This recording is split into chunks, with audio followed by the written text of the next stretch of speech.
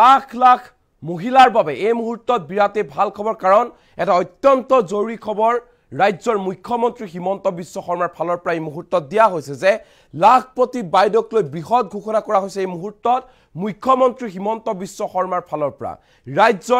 ৰাজ্যৰ লাখ লাখ মহিলাই অহা 1 এপ্ৰিলত লাভ কৰিব চৰকাৰী ধন 10,000 কোটি টকা লাভ কৰিব প্ৰতিগৰাকী লাখপতি বাইদেউ কিন্তু কেনেকৈ গম পাব যে এই লাখপতি বাইদেউৰ আঁচনিত আপোনাৰ নাম আছে নে নাই কেনে ধৰণে আপুনি গম পাব কেনেকৈ আপুনি গম পাব যে লাখপতি বাইদেউৰ ধন আপুনি লাভ কৰিব নে নাই সকলোবোৰ জনাইছে ৰাজ্যৰ মুখ্যমন্ত্ৰী ডক্টৰ হিমন্ত বিশ্ব শৰ্মাই এই মুহূৰ্তত লৈ আহিছে এটা ডাঙৰ খবৰ লাখপতি বাইদেউক লৈ বৃহৎ ঘোষণা কৰিছে মুখ্যমন্ত্ৰী হিমন্ত বিশ্ব শৰ্মাই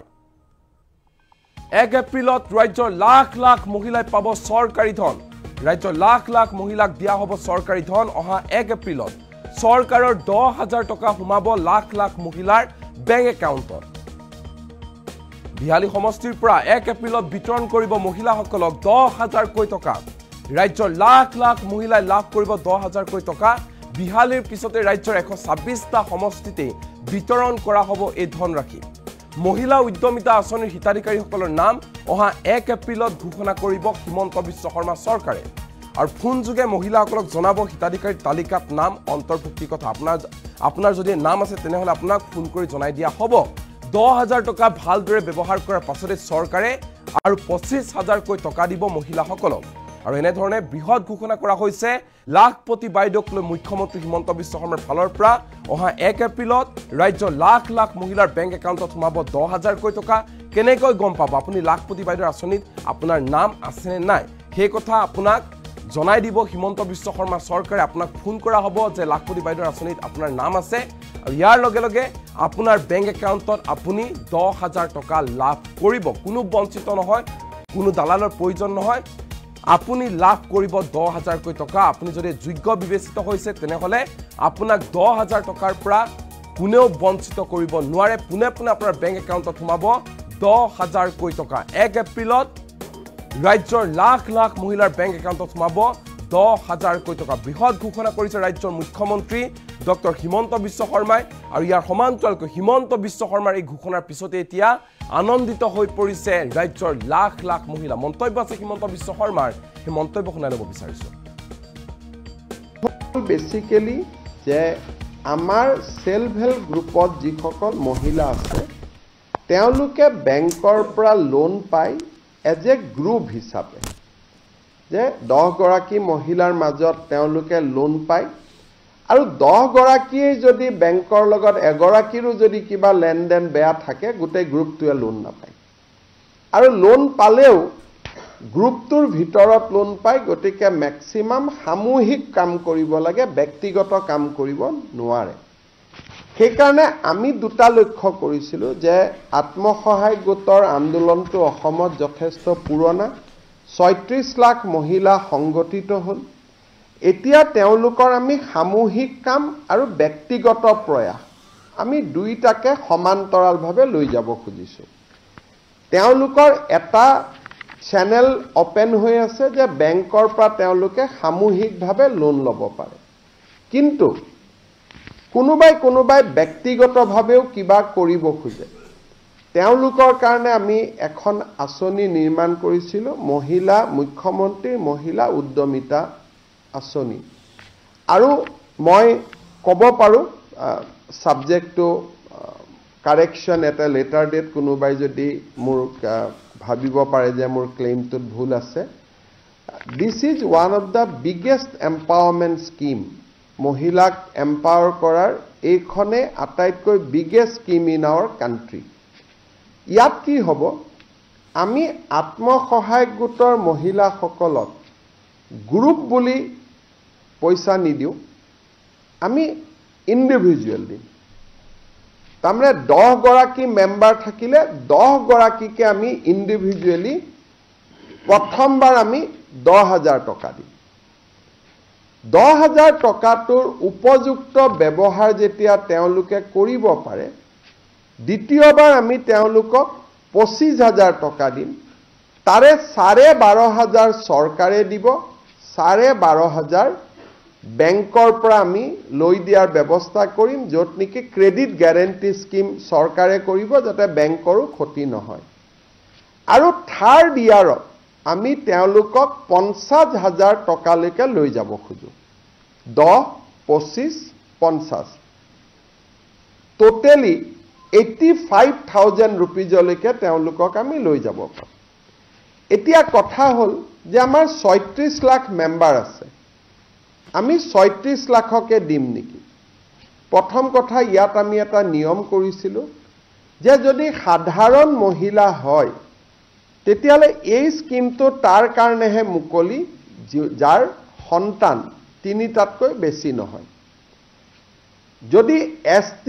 SC, মৰাণ, মটক, চাহ বাগিচা হয় আমি 4টালৈও মুকলি কৰি দিছিলোঁ। এই প্ৰক্ৰিয়াটো আমি 3টা লেয়াৰ ভেৰিফিকেশ্যন কৰাৰ পিছত আমি দেখা পালোঁ যে 36 লাখ মহিলাৰ ভিতৰত 26 লাখ মহিলা এনেকুৱা আছে যাৰ সন্তান সঁচাকৈয়ে 3টাতকৈ কম বা 3টা। অসমৰ কাৰণে এইটো এটা খুব ইম্পৰ্টেণ্ট ষ্টেটিষ্টিক্স যে আমি যেটো কৈ থাকো সকলোৰে ঘৰত 10-12টা সন্তান আছে। অন্তত এটা প্ৰমাণিত হ'ল যে আত্মসহায়ক গোটত কোনোবা যদি সোমাইছে তেওঁৰ অকল অৰ্থনৈতিক ইনকামে হোৱা নাই, সোশিয়েল ট্ৰান্সফৰমেশ্যন এটাও হৈছে। এইটো এটা আমাৰ বহুত ডাঙৰ শিক্ষা এটা এবাৰ আমি দেখিলোঁ। আৰু খুব 3টা লেয়াৰৰ আমি চেক কৰাৰ পিছত 36 লাখৰ ভিতৰত প্ৰায় 29 লাখ মহিলা এনেকুৱা নিৰ্বাচিত হ'ল যে যাৰ সন্তান 3, ST, SC, মৰাণ, মটক, চাহ বাগিচা হ'লে 4তকৈ কম আছে। ইয়াত দুটা আৰু আমি ইম্পৰ্টেণ্ট পইণ্ট লগাইছিলোঁ যে মহিলা উদ্যমিতা কৰিব, কিন্তু ঘৰত যদি ছোৱালীক স্কুলত নপঠোৱাকৈ ৰাখি থৈ দিয়ে তেতিয়াহ'লেতো তেওঁক উদ্যমী মহিলা বুলি আমি ক'ব নোৱাৰোঁ। গতিকে ছেকেণ্ড আমি চেকআপ কৰিছিলোঁ যে মহিলাগৰাকী ল'ৰা ছোৱালী স্কুলত গৈছে নে নাই, বিশেষকৈ ছোৱালীজনী। যদি ল'ৰা আৰু ছোৱালী যদি স্কুলত যোৱা নাই, বিশেষকৈ ছোৱালীজনী যোৱা নাই, তেওঁ এই আঁচনিখনৰ বাবে নিৰ্বাচিত নহ'ব। থাৰ্ড আমি কৈছিলোঁ যে এই মহিলাগৰাকী কোনো বেংকত ঋণ আদি থাকিব নালাগে। এই গোটেইকেইটা ক্ৰাইটেৰিয়াত 29 লাখ মহিলা নিৰ্বাচিত হ'ল। কিন্তু এই 29 লাখ মহিলাৰ ভিতৰতো কোনোবা চৰকাৰী কৰ্মচাৰীৰ পত্নী আছে, কোনোবা হয়তো ঠিকাদাৰৰ ল'ৰা ছোৱালীৰ পত্নী আছে, কোনোবাই হয়তো নামটো আছে গ্ৰুপত কিন্তু কাম কৰাৰ বাবে আগ্ৰহ নাই। গতিকে এই ফাইনেল পৰ্যায়ৰ সিলেকশ্যনটো এতিয়া আৰম্ভ হৈছে, য'ত 29 লাখৰ পৰা আমি 26-27 লাখ মহিলা চূড়ান্তভাৱে নিৰ্বাচিত হ'ব। 31 মাৰ্চ তাৰিখৰ ভিতৰত, যিহেতু বাজেট 1 এপ্ৰিলৰ পৰা আৰম্ভ হ'ব, 31 মাৰ্চৰ ভিতৰত আমি 29 লাখৰ পৰা ফাইনেল যিটো চেকিং, চৰকাৰী কৰ্মচাৰী পত্নী, চৰকাৰী কৰ্মচাৰীও 3য় আৰু 4ৰ্থ শ্ৰেণীটো আমি ল'ব দিছোঁ যে 3য় আৰু 4ৰ্থ শ্ৰেণী যদি হয় তেওঁলোকে লওক, কোনো আপত্তি নাই। 2য় আৰু 1ম শ্ৰেণীক আমি মাইনাছ কৰিছোঁ। ঘৰত যদি বাছ ট্ৰেক্টৰ আছে সেইটো আমি মাইনাছ কৰিছোঁ। 3চকীয়া বাহন আমি মাইনাছ কৰা নাই, 4চকীয়া বাহন মাইনাছ কৰিছোঁ। এনেকৈ খুব লিবাৰেল সিস্টেমেদি আমি 29 লাখৰ পৰা কিমান কমে আমি চাম। হয়তো 1 লাখো কমিব পাৰে, 1.5 লাখো কমিব পাৰে, হয়তো 50,000 কমিব পাৰে। কিন্তু যিয়ে নহওক কিয় 31 মাৰ্চত এই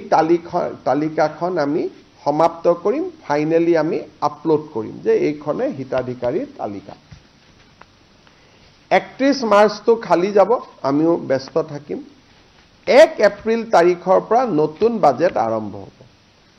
1 এপ্ৰিল তাৰিখে বিহালী বিধানসভা সমষ্টিত আমি প্ৰথম হিতাধিকাৰীসকলক এই আঁচনিৰ প্ৰথম 10,000 টকাৰ কিস্তি প্ৰদান কৰিম। বিহালী সমষ্টিত 23,000 মহিলা এই আঁচনিটোৰ বাবে ইতিমধ্যে নিৰ্বাচিত হৈছে। আৰু এই 23,000 মহিলাক আমি একোখনকৈ চেক দি আমি তেওঁলোকক সিদিনাখনে সভাতে আমি তেওঁলোকক চেক এখন দি দিম আৰু চেক আমি কিয় দিছো কেতিয়াবা বেংকত গৈ টকা পৰি থাকে KYC নকৰে কিবা নকৰে চৰকাৰৰ লছ হয় আৰু মহিলাগৰাকীয়েও টকা নাপায় চেকখন পালে অন্তত মহিলাগৰাকীয়ে বেংকত ফিজিক্যালি চেকখন লৈ গলে তেওঁ একাউণ্টত যদি KYC আদি হৈও থকা নাই KYC আদি কৰি ল'ব পাৰিব তাৰ পিছত প্ৰত্যেক মাহত আমি এখন তালিকা দিম বাতৰি কাকতত প্ৰত্যেক মাহত 10-15টা সমষ্টিত আমি এই ধৰণে একোটা ফাংচন কৰি আমি এই পুঁজিটো বিতৰণ কৰি গৈ থাকিম আৰু ইয়াৰ সমান্তৰালভাৱে মহিলাসকলক আমি 3 দিনীয়াকৈ এটা প্ৰশিক্ষণো দি গৈ থাকিম যতে প্ৰশিক্ষণ শেষ হয় তাতে আমি আপোনালোকে ক'ব পাৰে যে 10টা সমষ্টি কেনেকৈ নিৰ্বাচিত হ'ব অৰ্থাৎ যতে প্ৰশিক্ষণ শেষ হয় তাতে আমি টকাটো দিয়াৰ আৰম্ভ কৰিম আমাৰ বাজেটৰ এইটো প্ৰথম এনাউন্সমেন্ট আমি পূৰণ কৰিবৰ কাৰণে গৈ আছো এইবাৰ সাধাৰণতে বাজেট পূৰণ কৰোতে সময় লাগে এইবাৰ আমি 1 এপ্ৰিলৰ পৰা আমি টাৰ্গেট লৈছো যাতে 1 এপ্ৰিলৰ পৰা আমি কামখিনি কৰিব পাৰো আৰু এইটো এটা অসমৰ ইতিহাসত